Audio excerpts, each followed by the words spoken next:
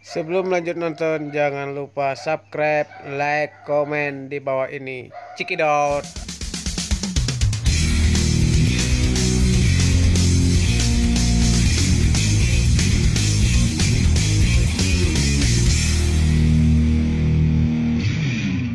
Baru kemarin saya didatangi oleh seorang teman yang pekerjaannya supir taksi dengan wajah memelas. Dia terpaksa harus cari kos karena harus tinggalkan mes di poolnya. Dia sudah nggak nyupir beberapa hari karena kalau dia jalan dia rugi. Gimana nggak rugi? Dia harus setor ke perusahaan taksi sekian ratus ribu rupiah sekali jalan, tapi yang dia dapat hanya sekian puluh ribu rupiah sehari. Kenapa bisa begitu? Dia cerita karena PPKM darurat. Dia nggak bisa cari penumpang, jalan-jalan ditutup di mana-mana. Saya kemudian ikut membantu mencari tempat buat dia menunggu selama PPKM darurat. Dan dia mungkin orang ke-5 yang saya temui dalam kondisi butuh bantuan. Belum lagi beberapa telepon dari teman yang juga butuh pinjaman untuk bayar token listrik di rumah karena nggak ada pendapatan. Sedih? Sangat. Setiap ketemu mereka, saya selalu bersyukur kalau saya bukan dalam posisi yang meminta. Masih diberikan kenikmatan dalam posisi yang membantu. Saya merasakan perihnya hati mereka. Hati seorang ayah yang tidak mampu memberikan nafkah yang benar kepada keluarganya. Saya pernah ada di sana dulu. Makanya saya sangat mengerti bagaimana rasanya. Ada perasaan kalah yang luar biasa. PPKM darurat kali ini beda dengan PSBB yang diterapkan beberapa waktu lalu.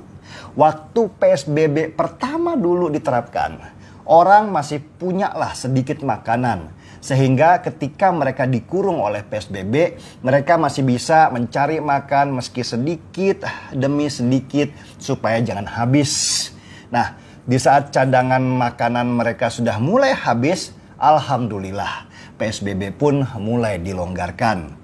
Mereka mulai lagi mencari makan meski dengan tertatih-tatih karena badan rasanya letih dihajar PSBB sekian bulan lamanya. Kebiasaan saya itu naik kendaraan online. Saya senang naik online karena saya bisa ngobrol dengan drivernya. Biasanya saya mulai dengan bertanya, "Udah lancar Pak penumpangnya?" Dan ketika PSBB itu longgar, mereka mulai tersenyum. "Wah, udah lumayan Pak. Duh, jauh lebih baik dari kemarin waktu PSBB. Sekarang ini sudah mulai gerak lagi, meski ya belum seperti dulu." Bayangkan, waktu dijalankannya PSBB itu seperti aliran darah di badan kita itu dihambat. Pasti tubuh kita semakin lama semakin membiru dan lemas nggak bergerak. Makanya saya dulu ada di garis depan menghadang mereka-mereka yang setuju negara ini melakukan lockdown. Buat saya waktu itu, kalau kita lockdown, aliran darah kita bukan terhambat lagi. Itu sama saja dengan di stop dan itu pasti membuat kita mati. Kita bukan negara kaya dengan penduduknya yang sedikit kayak Singapura. Singapura kalau mau lockdown setahun 2 tahun pun nggak apa-apa. Penduduknya cuma 5 juta dan dia negara kaya. Lah kita sudah penduduknya 270 juta. Cadangan duitnya tipis lagi. Dari mana duit untuk kasih makan mulut sebanyak itu kalau lockdown? Dan untung Jokowi bijak. Lockdown hanya bikin kericuhan yang berpotensi jadi kerusuhan. Perut lapar itu seperti rumput kering, gampang dibakar. Disulut sedikit saja, nyala apinya bisa kemana-mana. Ya namanya juga orang hilang harapan. Buat mereka pada posisi seperti itu, nyawa hilang pun sudah bukan masalah. Nah, saat PSBB kemarin, rakyat di bawah masih bisa menghadapi situasinya dengan sabar dan menerima.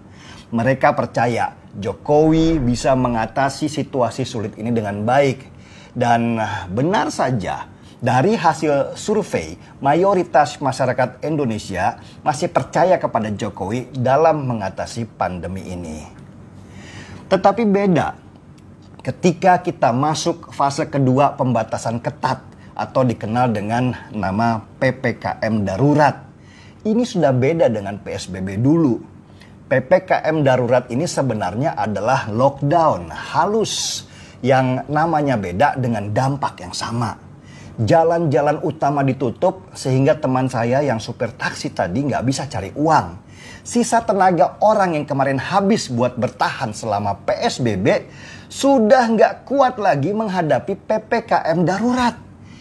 Inilah yang mengerikan buat saya. Wajah teman-teman saya yang dari golongan masyarakat kecil, kelas menengah bawah ini sudah beda ketika kita ketemuan. Kali ini wajah mereka seperti marah, stres, dan terlontar di mulut mereka bahwa kesulitan mencari uang saat PPKM darurat ini adalah karena Jokowi. Beda dengan PSBB dulu di mana mereka bisa menjalani semua dengan sabar. PPKM ini seperti pukulan knockout buat mereka sesudah dihajar jatuh bangun selama PSBB yang berlangsung beberapa bulan. Ekonomi mereka kali ini langsung pingsan. Situasi PPKM mungkin nggak begitu terasa buat pekerja yang mendapatkan gaji bulanan atau orang yang berkecukupan dengan cadangan makanan yang cukup selama berbulan-bulan. Tapi buat mereka yang punya pendapatan harian, para supir taksi, para pedagang makanan, para penjual jasa, ini benar-benar mematikan. Apalagi ketika beredar kabar PPKM darurat mau diteruskan atau diperpanjang. Rasa frustasi ini akan bisa berbalik menjadi emosi. Dan peristiwa yang sama terjadi di Belanda bulan Januari 2021. 2.000 orang turun ke jalan dan membuat rusuh. Mereka menolak lockdown karena sudah tidak mampu bertahan. Belanda pun rusuh berminggu-minggu. Kerusakan di mana-mana, tapi untung masih bisa diredam. Begitu juga yang terjadi di Lebanon. Rakyat Lebanon turun ke jalan dan membuat rusuh karena sudah tidak tahan lagi dengan lockdown. Saya jujur khawatir dengan niat dari pemerintah untuk memperpanjang PPKM darurat sampai total 6 minggu ini. Berapa lama perut tak terisi dari rakyat kecil itu bisa bertahan? Berapa lama seorang ayah bisa menahan diri dari tangisan anaknya yang kelaparan? Berapa lama seorang ibu bisa menahan diri melihat tagihan listrik yang belum dibayar? Belum lagi stres akibat debt collector datang menagih cicilan sedangkan pendapatan mereka jauh berkurang. Berapa lama dalam situasi ini mereka bisa bertahan? Saya bisa merasakan apa yang ada dalam pikiran rakyat kecil karena saya bersentuhan dengan mereka dan pernah menjadi bagian dari mereka. Situasi sulit seperti itu pernah saya rasakan. Tapi dulu saya sendirian. Sedangkan situasi sulit kali ini sekarang dirasakan puluhan ribu orang secara bersamaan. Apa yang akan terjadi ketika ribuan perut lapar turun ke jalan seperti di Belanda dan di Lebanon? Pasti akan memicu kerusuhan. Disulut sedikit saja, kebakarlah kita. Karena itulah saya berharap PPKM darurat ini tidak diperpanjang. Mungkin diganti dengan nama PPKM longgar. Semua aktivitas dilonggarkan, tapi tetap harus mengikuti prokes. Jaga jarak dan masker pun harus dipakai. Bolehlah jalur perbatasan antar provinsi itu ditutup, tetapi kegiatan di dalam kota harus tetap ada. Pasar harus dibuka, tetapi tetap diawasi oleh petugas supaya jangan berkerumun. Jalan di dalam kota juga tetap dibuka, meskipun untuk keluar kota syaratnya diperketat. Bioskop juga mulai dibuka, tetapi pengunjung harus tunjukkan kartu sudah vaksin. Gunakan kartu atau sertifikat sudah vaksin itu sebagai pas masuk untuk ke mall. Sesama sudah vaksin, kenapa harus takut berkumpul? Kalau masih nggak boleh berkumpul, terus vaksin itu untuk apa?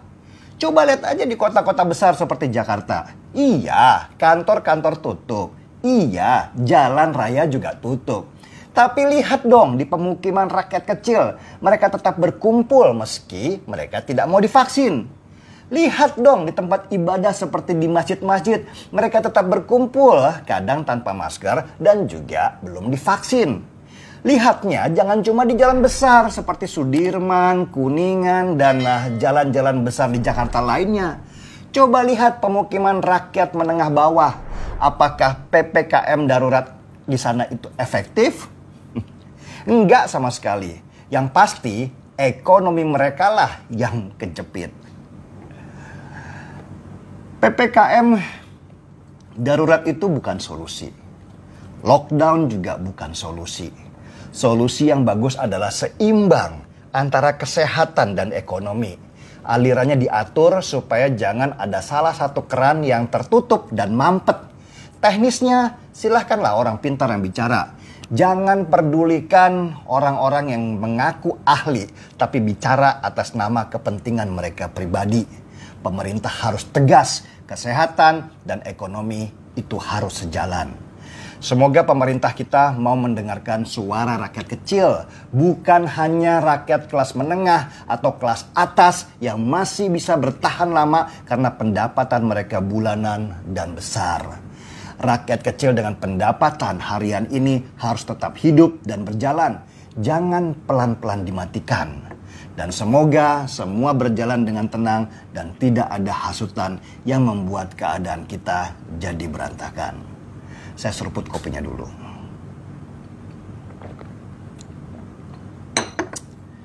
Gaspol.